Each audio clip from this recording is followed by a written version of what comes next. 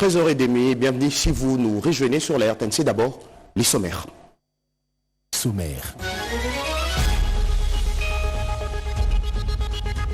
Américain Donald Trump chez le président RD congolais Félix Tshisekedi. Les États-Unis restent déterminés à contribuer à la fin de la guerre dans l'est de la RDC. C'est premier l'a dit hier jeudi, développement dans un instant.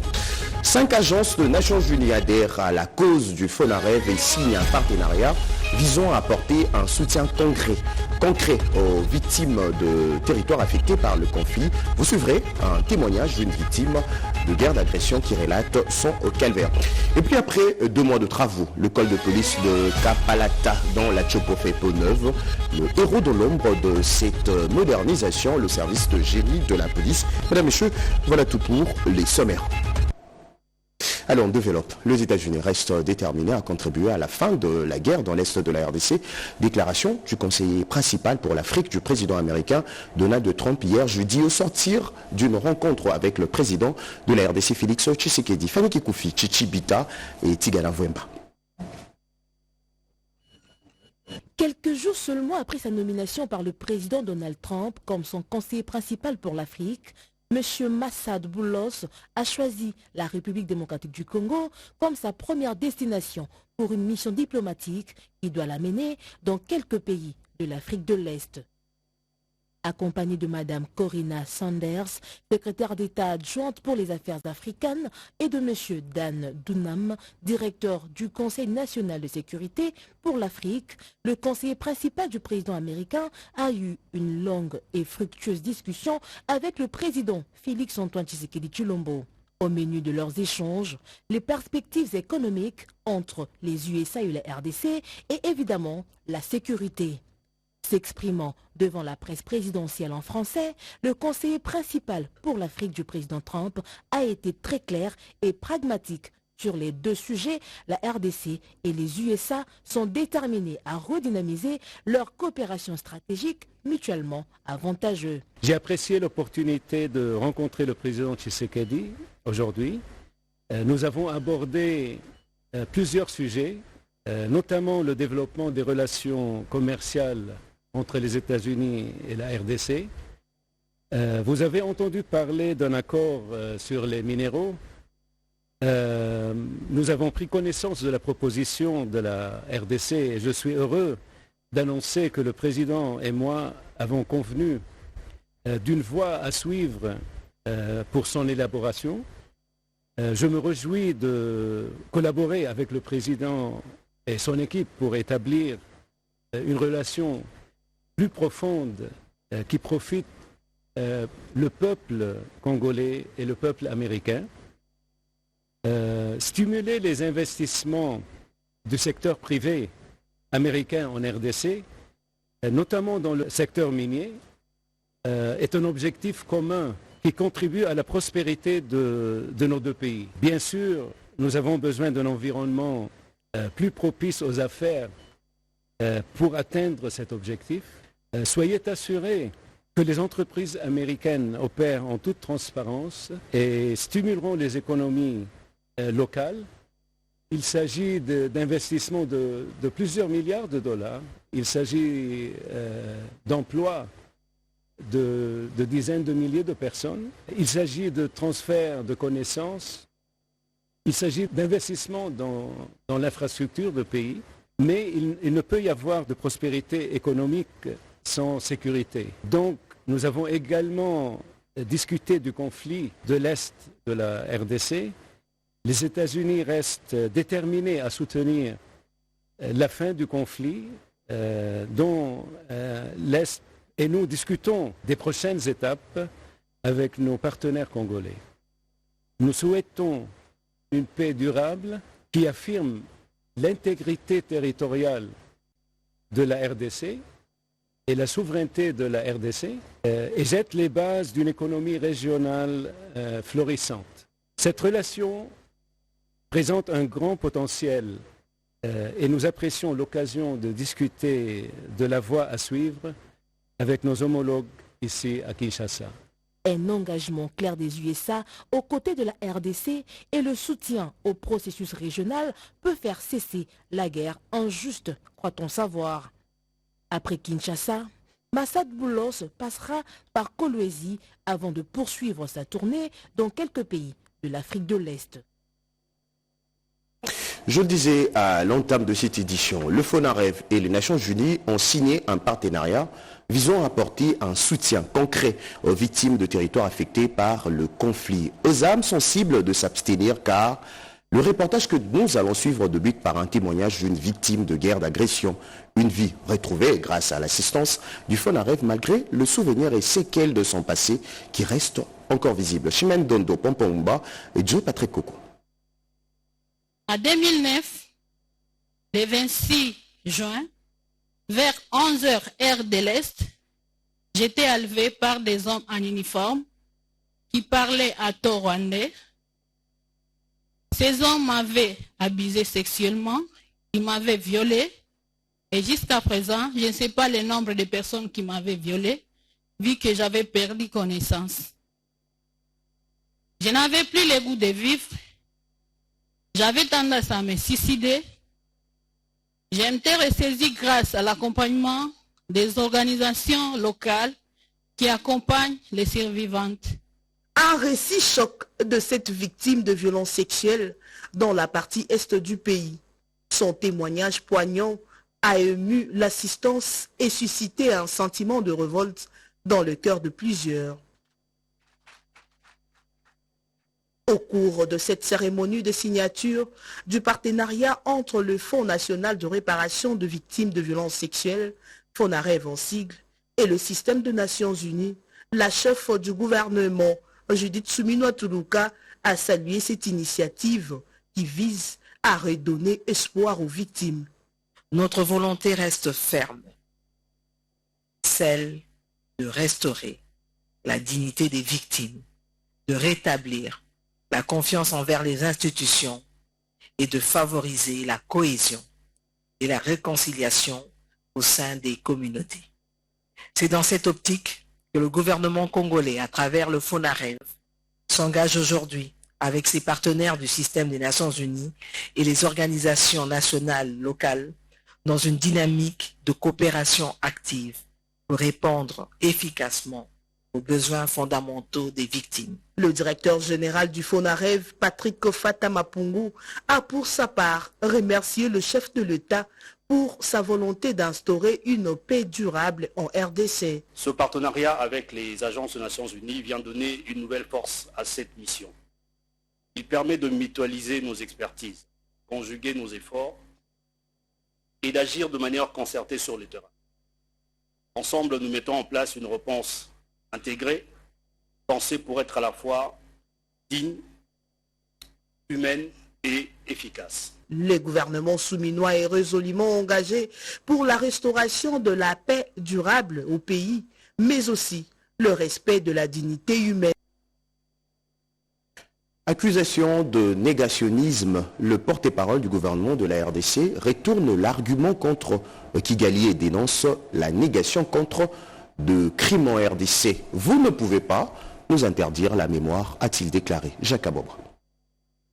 Les Congolais sont appelés à s'approprier les génocides dont ils sont victimes dans leur propre pays depuis aujourd'hui plus de 30 ans de la part de son voisin le Rwanda. L'appel est du directeur général adjoint du Fonds national de réparation des victimes de violences sexuelles liées au conflit et des victimes des crimes contre la paix et la sécurité de l'humanité, Kevin Ngungama, qui a dit qu'il intervenait au briefing presse de jeudi 3 mars. Il a surtout parlé de la table ronde sur l'appropriation du génocide qui vient de se clôturer et annoncé la préparation d'un plaidoyer pour l'acceptation du génocide congolais à l'échelle internationale. L'objectif aujourd'hui était de permettre aux Congolais, quels qu'ils soient, de justement réfléchir ensemble de quelle manière s'approprier ce génocide pour permettre à ce que cette histoire ne soit pas oubliée et nous ne puissions plus répéter les mêmes atrocités, mais surtout, et très important, promouvoir la culture de la paix. Dans son adresse, professeur Serge Makaya, membre de la coordination du comité scientifique préparatoire de la table ronde, a expliqué les différences entre les concepts génocide et génocide. Cette table ronde, selon lui, est essentielle dans la mesure où elle permet la documentation des faits et la constitution du dossier devant permettre non seulement l'appropriation de ces génocides au niveau national, mais aussi son acceptation à l'international. La commémoration du Génocauste a un triple intérêt. Le premier intérêt, c'est que les Génocaustes constituent une rupture avec les silences assourdissants face à la tragédie humaine que vit le Congo depuis plusieurs décennies. Ensuite, le Génocauste permet de remonter dans la surface les massacres, l'histoire des massacres en République démocratique du Congo, ce qui permet de réfléchir sur les causes et même les conséquences de tous ces massacres. Et pourquoi pas construire une méthode pour éviter ces massacres dans les futurs. Enfin, le troisième intérêt, c'est sensibiliser la nation tout entière à la cause des victimes. Répondant à une question sur la pression exercée par les Rwandais pour les reports du concert de solidarité que les artistes congolais devaient donner le 7 avril prochain à Paris en faveur des victimes de la guerre dans l'Est de la République démocratique du Congo, Patrick Muyaya Temboué, ministre de la Communication et Médias, a souligné que les Congolais n'ont jamais été des négationnistes du génocide rwandais. Pour les porte-parole du gouvernement, c'est plutôt les Rwandais qui sont négationnistes du génocide congolais en cherchant à empêcher la RDC à rendre hommage aux victimes des atrocités perpétrées dans leur pays durant plus de 30 ans. La date du 7 avril, eux, quand ils l'ont fixée, ça n'avait rien à voir. Elle a été politisée par ceux qui pensent que les Congolais n'ont pas le droit de témoigner la solidarité en faveur de leurs victimes. Vous ne pouvez pas nous tuer, nous piller et nous dénier le droit le plus légitime d'être solidaire avec notre population. Et les concerts n'étaient pas une initiative du gouvernement congolais, c'est une initiative de la société civile, comme il y en a plusieurs dans le cadre de la campagne de mobilisation. Et donc c'est malsain de vouloir faire un débat, de vouloir remettre en question l'obligation qui nous incombe à nous, Congolais, partout où nous sommes, d'être solidaires, d'être d'autres Congolais qui sont directement affectés par la barbarie rwandaise. C'est des choses que nous ne disons pas nous-mêmes, mais c'est des choses qui sont documentées par les Nations Unies et par toutes les ONG internationales. Rappelons toutefois que Kinshasa a institué la date du 2 août de chaque année, la journée du Génocauste. Il s'agit d'une journée fériée, chômée et payée, dédiée à la commémoration du génocide congolais. On change carrément de registre. Kinshasa aura, dans les jours à venir, de pharmacies modernes. Telle est la décision du ministre provincial de la Santé qui a même posé déjà la première pierre pour la construction. C'était au centre de référence Sangamamba dans la commune de Ngalima. Un projet qui mettra fin aux pratiques de charlatans dans le domaine pharmaceutique. Tété Bongunja. C'est dans la zone de santé d'Mbinza Météo, au sein du centre de référence Sangamamba, situé dans la commune de Ngalima, qui sera érigée la première pharmacie moderne de la ville-province de Kinshasa. Un projet qui vient concrétiser la vision du chef de l'État, Félix-Antoine Tshisekedi Tshilombo, dans le cadre de la santé universelle. Sous l'impulsion du gouverneur de la ville, Daniel Bumba-Lubaki, Dr Patricia Gongwa-Bakazi, ministre provincial de la Santé de Kinshasa, a lancé officiellement les travaux de construction de la première pharmacie moderne par cette pose de la première pierre. Une façon de garantir la santé des populations par la prise de vrais produits pharmaceutiques. L'accès aux médicaments dans la ville de Kinshasa pose problème. Nos officines pharmaceutiques ne sont pas viables. C'est fini le problème où on trouve un mécanicien dans une pharmacie. On trouve, je ne sais pas, un peintre dans une pharmacie maintenant. Le travail des pharmaciens va être parce qu'ils auront maintenant des infrastructures de qualité. Ce projet est le fruit d'un partenariat entre l'ONG Bissonabino et la province par l'entremise du ministère provincial de la Santé. Les problèmes congolais doivent trouver des solutions congolaises, a fait savoir Franck Tenda Elouaba, président de l'ONG Bissonabino. Nous avons apporté la technicité et les moyens que nous avons à travers tous les contacts que nous avons pour soutenir cette vision et aider la communauté. Réellement, comme l'excellence a dit, il y a plus de morts par rapport aux médicaments et nous voulons évidemment participer pour stopper ces fléaux-là.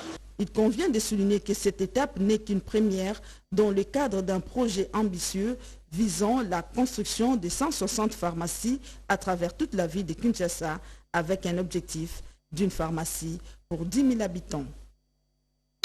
Amélioration ou améliorer l'exécution de travaux sur terrain. Le directeur de ZITP et du FONAREV en fait un serment matérialisé par la signature d'un protocole de performance. Le directeur général du FONER, Fonds national d'entretien routier, Pierre Bundoki Ndongala, a procédé à la signature de contrat de performance 2025 avec le principal directeur du FONER au cours d'un comité de direction auquel ont assisté le directeur provincial par visioconférence. Les contrats de performance font partie des outils de pilotage modernes mis en place par le management du FONER pour rencontrer les nombreux défis des infrastructures en RDC, notamment des plans d'action annulés et leurs évaluations trimestrielles déclinées en objectifs spécifiques, mesurables, atteignables, réalistes et temporairement définis. En 2025, le FONER poursuivra son action de réforme et modernisation. Les bases essentielles de son avenir et de sa continuité ont été posées. La culture de changement et la performance s'installent progressivement. Le résultat de mobilisation de recettes témoigne de meilleures capacités du FONER. Ainsi, pour l'année 2024, le FONER a mobilisé près de 170 millions de dollars américains malgré la réduction de taux de la redevance FONER dans les zones ouest de notre pays, de 10 cents par litre à 1 cent par litre, ayant entraîné un manque à gagner de 94 millions de dollars américains. Plusieurs réformes ont été menées et leurs résultats sont déjà visibles sur le fonctionnement du FONER et la culture de changement et de la performance s'installe progressivement, a déclaré le directeur général. Autre grand titre de cette édition, après 2 mois de travaux, l'école de police de Kapalata dans la Chopo fait peau neuve. Le héros dans l'ombre de cette modernisation, le service de génie civil, de génie de la police. Pascal Kazadi. C'est au nom du commissaire provincial de la police nationale congolaise, PNC Chopo, le commissaire divisionnaire François Kabeya Makossa, qu'est son adjoint en charge de l'administration, le commissaire supérieur principal, Crispin Douagbili, a présidé la cérémonie de remise des clés. Cette réhabilitation de grande envergure a permis de redonner tout son prestige à cette école de formation reconnue dans la police congolaise. Un projet qui s'inscrit dans la vision du commandant suprême des FARDC et de la police nationale congolaise, Félix Antoine Tshisekedi Tshilombo. Avant la remise officielle, le colonel Crispin Douagbili a effectué une visite guidée des infrastructures sous les explications du directeur de l'école de police de Kapalata, le colonel Romain Bissiono, qui n'a pas hésité de placer un mot. L'équipe technique qui est venue de Kinshasa, le génie de la police, a réalisé dans sa réhabilitation le renforcement des capacités en eau à plus de 30 000 litres de réserve pour les apprenants. La cérémonie s'est poursuivie avec la remise symbolique des clés par le directeur adjoint du génie de la PNC, le commissaire supérieur principal Kabuya Kayembe-Keli, au commissaire provincial adjoint Crispin Douagbili. Ce dernier les a réceptionnés au nom du commissaire provincial de la PNC Chopo, François Kabeya Makossa. L'échange s'est conclu par la signature de procès-verbaux en présence de plusieurs officiers et sous-officiers. S'exprimant au nom du commissaire provincial, le commissaire adjoint en charge de l'administration a salué la qualité des travaux réalisés. Il a remercié le chef de l'État Félix Tshisekedi Tshilombo ainsi que le vice-premier ministre de l'Intérieur et Sécurité, maître Jacquemaine Chabani. En Ituri, si l'union de déclarants en douane de Kassenia Tchomia exige au directeur provincial de l'OCC la suspension de la perception de frais supplémentaires dans tout le poste douanier en marge de la loi, un professeur de l'UNEKIS indique ce qui suit, je cite, « L'Office congolais de contrôle est dans le plein droit de contrôler le marchandise ». Le récit de cette histoire est signé Julien Selemani. Ces réactions se multiplient encore ici, en Ituri, et c'est pour décrire la perception de frais de supplément à l'importation et à l'exportation par l'Office congolais de contrôle, OCC en sigle, en dehors du guichet unique. Après Mahagui, ce jeudi 3 avril, l'Union de déclarants en douane, section Kasseni-Choumia, au lac Albert, entre dans la danse. Cette corporation accorde un délai de 3 jours à cet office à mettre fin à la dite perception illégale. Faute de quoi, des actions de grande envergure sont envisagées pour faire respecter les lois de la République. En attendant la suite à nos protestations ainsi consignées, nous avons résolu d'accorder 3 jours à l'Office congolais de contrôle de procéder au changement. Professeur Janvier Egoudra Niadri, ancien ministre provincial de Finances de l'Ituri, doyen de la faculté et directeur de l'école doctorale 5 de l'université de Kisangani, apporte son point de vue face à cette grogne. Si il arrive qu'en Ituri, par exemple, dans le poste frontalier de l'Ituri, à Mahagui, à Aro, il est constaté par l'OCC qu'il y a eu mauvaise déclaration. Pour ça, on n'a pas besoin d'aller à Kinshasa. On constate qu'il y a eu mauvaise déclaration. Le redressement doit se faire au poste où le fait est constaté. Cela prouve que la direction provinciale de l'Ituri veille à cette mission de conformité pour que rien ne puisse échapper au trésor public. L'Ituri, une province sinistrée par les affres des violences, mérite mieux d'être bénéficiaire des allégements fiscaux tels que voulus par le chef de l'État, Félix Antoine Tshisekedi Tshilombo, pour espérer à son développement. Prière de nous excuser pour la qualité sonore de cet élément, indépendamment de notre volonté. Poursuivons cette édition. Dans le Haut-Katanga, un atelier de 2 jours a permis aux responsables du comité provincial de sécurité de s'imprégner de nouvelles dispositions de loi. Fifi Mkundi.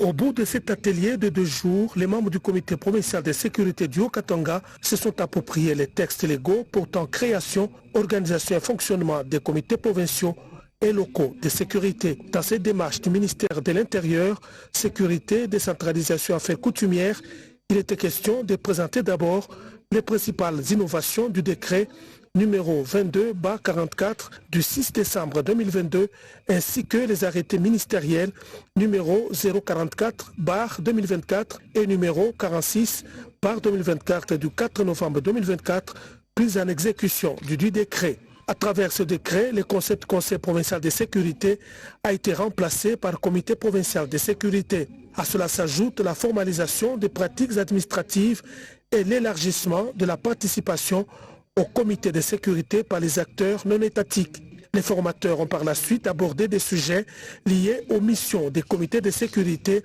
et des modalités pratiques de la tenue des réunions de sécurité. On a pu uniformiser la façon d'organiser les réunions de sécurité. Nous avons appris beaucoup de choses. Il y a beaucoup d'innovations. C'est un plus parce que nous avons aussi appris qu'ailleurs, ils ont eu beaucoup de difficultés. Je crois même, s'il faut le dire, notre province a été une inspiration. Dès ce vendredi 4 mars 2025, une formation similaire de 3 jours sera organisée à l'attention des responsables des entités décentralisées et des concentrés du Haut-Katanga, à savoir les maires, les bourgmestres, les administrateurs des territoires, les chefs de secteur, chefs de chefferie et les chefs de quartier. Les femmes musulmanes dit Siro dans le Haut-Ouélé ont clôturé non seulement le Ramadan, aussi le mois dédié aux droits de la femme. Nathalie Mboula. La mosquée Médina de Casamar dans la commune Mendambo à Isiro est le site choisi par l'association des femmes musulmanes pour célébrer la double cérémonie marquant la fin du mois sacré de Ramadan, mais également la clôture des activités du mois de mars dédié aux droits de la femme. Tout est parti d'un doua afin d'implorer la grâce d'Allah. Occasion pour la présidente des femmes musulmanes, Aïcha Ebunze, de saluer l'accompagnement du gouverneur Jean Bakomi Togambu. Sa gouverneur de l'Angleterre, to sepeli makasi na bolingo apesi biso. Eza première fois gouverneur eboyo akanisa biso ba mama musulmane. To sala kaka na befort na biso moko atuka na mbala oyo alakisi biso to kobosa na ngote to sepeli makasi nzambe apambola ye vraiment toza sima na ye. Chef de l'État, vraiment. Ce grand moment d'échange et de communion fraternelle n'a pas laissé indifférente le maman musulmane. toza lesengo mingi topesi papa bakomi to merci nzambe apambola ye azongisela ye oyo abungisi tosepeli makasi penza na kati ya bomoi na biso nyonso bamama musulman. Signalons que cette émouvante cérémonie s'est déroulée à présence de plusieurs invités dont la ministre provinciale Wivine Tongu et de la chef de division provinciale de genre, famille et enfants Elisabeth Katanyongi.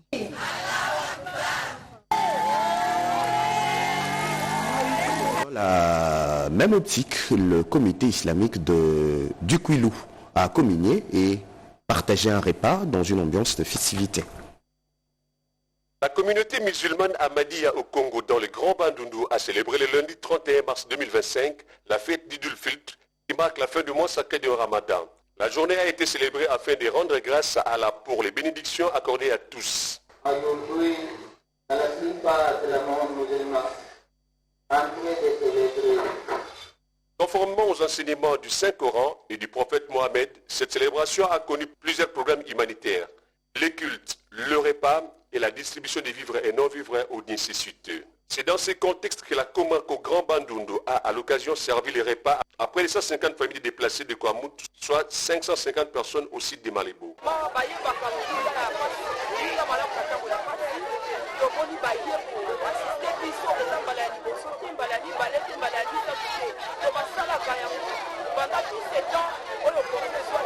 À Moussi, Bagata, Nyoki et Bandundu, la célébration était totale. Pour les musulmans, le jeûne qui est le troisième pilier de l'islam n'est pas à considérer pendant le ramadan comme un fardeau inutile. Ahmed Farid Bati, missionnaire provincial de la Comarco Bandundu, précise. Aujourd'hui, nous sommes en train de célébrer les fêtes de Idul Fitr. Tous les fêtes, tous les joies, ça réside quand nous sommes obéissants avec notre Dieu Allah. C'est nécessaire que nous respectons notre Dieu et nous adorons avec bonne manière. Un bon croyant, il est toujours le bon citoyen. Pour cette raison, le message d'amour qui nous est en train de donner le mois de Ramadan. Et puis, ces félicitations du vice-président et président intérimaire de l'Assemblée provinciale du Kasaï au gouverneur de province pour son lobbying auprès du gouvernement central en ce qui concerne la mobilisation de moyens pour le travaux de déviation de la nationale numéro 1. Le gouverneur de la province du Kasaï, Maître Crispin Mukendi Bukassa, accompagné de son équipe gouvernementale, a assisté ce mardi 1er avril 2025 à l'ouverture de la session ordinaire de mars de l'Assemblée provinciale.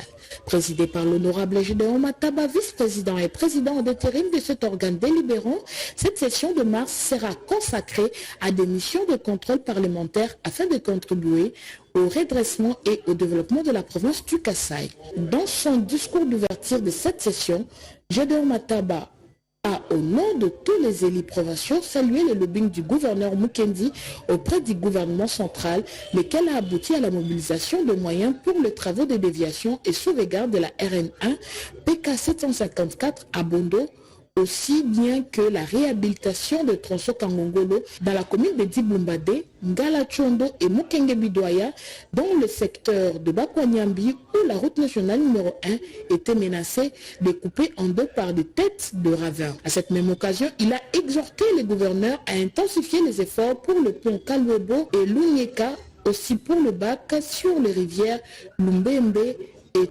Chiumbwe dans la province du Kasaï. L'Assemblée provinciale salue le lobbying de l'exécutif provincial auprès du gouvernement central, lequel a abouti à la mobilisation de moyens pour les travaux de déviation de la route nationale numéro 1. Signalons que la première institution du Kasaï a plaidé auprès de l'autorité provinciale de s'épancher sur l'ouverture du corridor nord, un axe à vocation reliant le territoire de Dekessé, d'Ilebo et de Mweka à la ville de Chikapa, chef-lieu de la province du Kasaï. Une rencontre d'échange et de sensibilisation sur la participation citoyenne dans la gestion de la chose publique a été organisée dans le sud Ubongi. La salle polyvalente de la paroisse Notre-Dame de Guémena a servi de cadre pendant 2 jours, soit du 28 au 29 mars 2025, à un atelier d'échange et de sensibilisation sur la participation citoyenne et la bonne gouvernance locale de la province du Chibongi. Atelier organisé par l'ONG AJVDD, Action des jeunes volontaires pour le développement durable, avec l'appui financier du programme d'observation citoyenne du Centre Carter. Atelier qui a regroupé un échantillon des députés et ministres provinciaux, des chefs de division provinciale de l'administration publique, des acteurs de la société civile, des jeunes et du maire, des bourgmestres, des chefs de quartier et d'autres têtes pensantes de la ville de Guémena. Pendant ces 2 jours, les réflexions ont tourné autour de 2 exposés faits respectivement par le président du cadre de concertation de la société civile du Subangui, Gilles Mopila, sur la participation citoyenne, et M. Luc de Sion Kafama, qui a focalisé l'attention des participants sur la bonne gouvernance.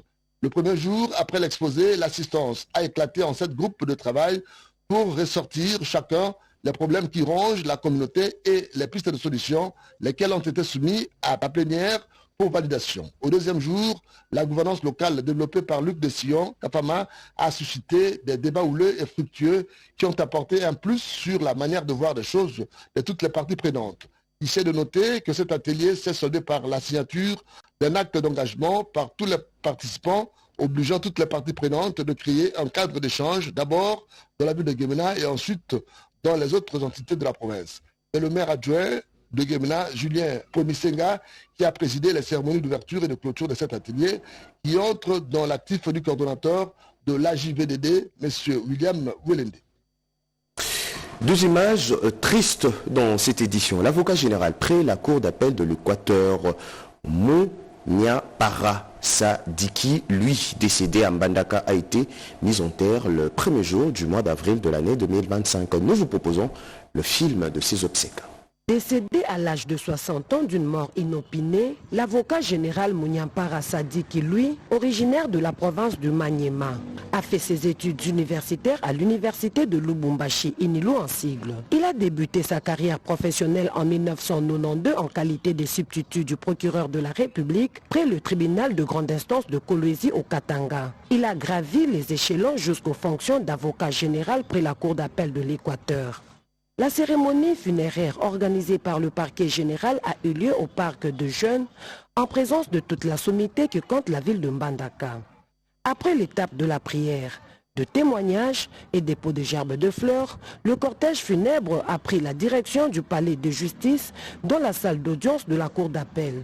Au cours d'une audience solennelle de raison funèbre, magistrats, avocats, défenseurs judiciaires et auxiliaires de la justice, tous très consternés, ont rendu les derniers hommages à ces hauts magistrats avant que la cour d'appel procède au déliement de son serment et ordonne la levée du corps pour l'inhumation au cimetière catholique de Bamania.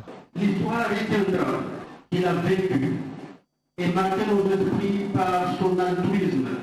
Il a été un homme qui a aimé sa profession de tout son cœur, servi de semblable avec amour et humanité. Notant que le défunt Munyampara Sadiki, lui, décédé veuf, laisse derrière lui 5 ans. Lisons à présent ces communiqués officiels. Le ministère de l'Emploi et Travail porte à la connaissance du public en général et des organisations professionnelles, d'employeurs et de travailleurs en particulier qu'au terme de l'ordonnance numéro 23/042 du 30 mars 2023 fixant la liste de jours fériés légaux en RDC, la journée du 6 avril 2025 consacrée au combat de Simon Kimbangu et à la conscience africaine, tombant le dimanche, la journée précédente du samedi 5 avril 2025, est déclarée chômée et payée sur toute l'étendue du territoire national. S'agissant de services publics, la journée du vendredi 4 avril 2025 est déclarée chômée et payée conformément à l'article 1er du décret numéro 24/09 du 17 février 2024 portant règlement d'administration relative à la discipline. Fête à Kinshasa, le premier jour du mois d'avril de l'année 2025, Ephraim Akwa Nametou, ministre de l'Emploi et Travail. Et votre revue de presse de ces vendredis est signée Jean-Pierre Ndolo des Mazons.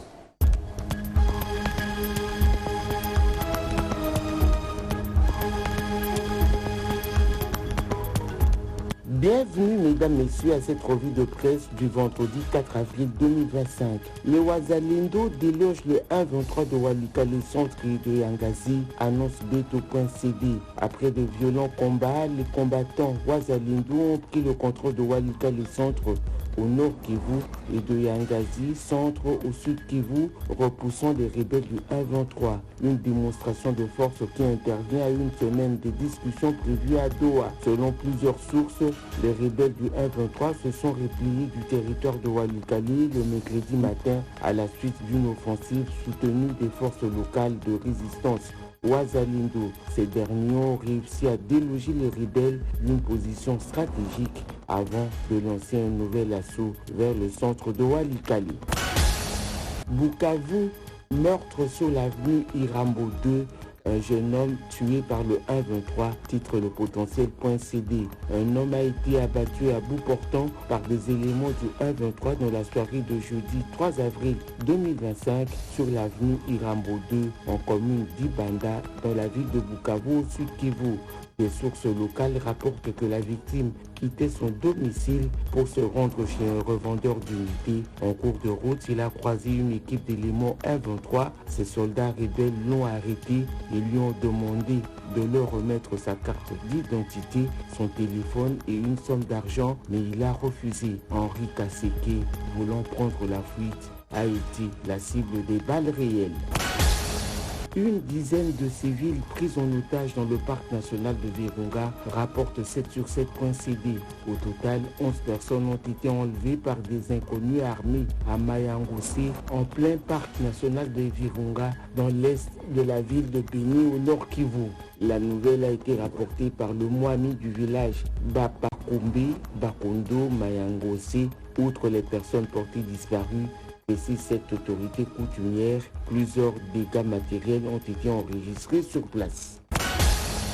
L'ONU alerte sur l'escalade des violences et des exactions dans l'est de la RDC selon EcoNews. Depuis le début de l'année 2023, les Nations Unies ont recensé 602 victimes d'exécutions sommaires dans les provinces du Nord Kivu et du Sud Kivu, épicentre des combats entre le 1-23, les forces gouvernementales et les milices locales. Dans la province voisine d'Ituri, les groupes armés continuent de tuer, de mutiler et d'enlever des civils en toute impunité, a déclaré Nada Al-Nashif, haut commissaire adjointe des Nations Unies aux droits de l'homme devant le Conseil des droits de l'homme à Genève. C'était votre journal de la rédaction réalisé par Peshomubenga, Nasha Kumpava, Didier, Diawan, Zengele Basosa, Blandine, Mongwaou et région de naissance natif du 4 avril. À toutes et à tous, bonne journée et à très bientôt.